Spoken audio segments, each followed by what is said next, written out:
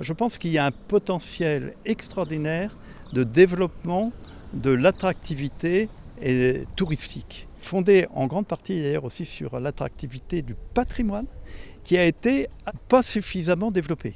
Le deuxième enjeu quand même, c'est prendre garde à ce que les règles, notamment environnementales, ne défavorisent pas ou ne pénalisent pas nos agriculteurs. Et nous avons un problème de poids bureaucratique sur l'activité productive en France et ça se retrouve évidemment dans le Sud-Vendée pour les agriculteurs, pour les PME, et voilà.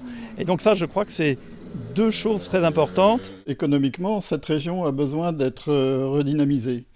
On s'aperçoit que c'est la région la plus pauvre de Vendée et des Pays de Loire. Et je pense qu'il y a beaucoup de choses qui devraient être faites. Je pense notamment à un arrêt ferroviaire sur la ligne Nantes-La Rochelle ou Nantes-Bordeaux. Je pense qu'il faudrait étoffer les transports de la mairie pour desservir les communes avoisinantes de Fontenay-le-Comte qui ne sont pas desservies. Je pense qu'il y a des projets qui ont été abandonnés, mais notamment une prison qui était en projet qui fait peut-être peur à certaines personnes, mais qui aurait apporté de l'emploi. Je pense qu'il faut revoir la méthode. Il faut plus d'écoute, plus de proximité. Il faut arrêter de s'adresser avec mépris avec nos concitoyens et inverser la logique. C'est le député qui va aux citoyens et plus le citoyen qui va aux députés.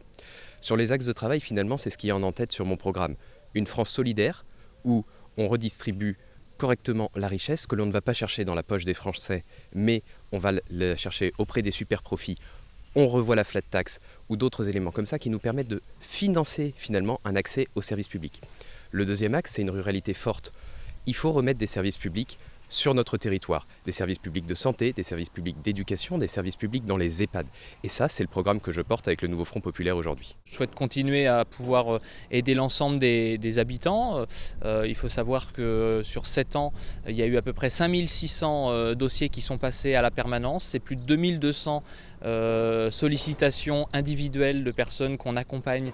Et donc je souhaite vraiment être à nouveau ce député de proximité pour l'ensemble des concitoyens. Sur le plan plus national, moi ce que je souhaite, c'est vraiment incarner la stabilité dont on a besoin aujourd'hui. J'étais jusqu'à présent président de l'office scientifique, donc j'essaierai si les électeurs me font confiance, de continuer à ma tâche, justement pour travailler sur ces enjeux de souveraineté énergétique, souveraineté industrielle, souveraineté économique plus généralement. Alors les axes de travail sont multiples, mais c'est surtout des axes de travail pour les travailleurs et les travailleuses, le monde du travail.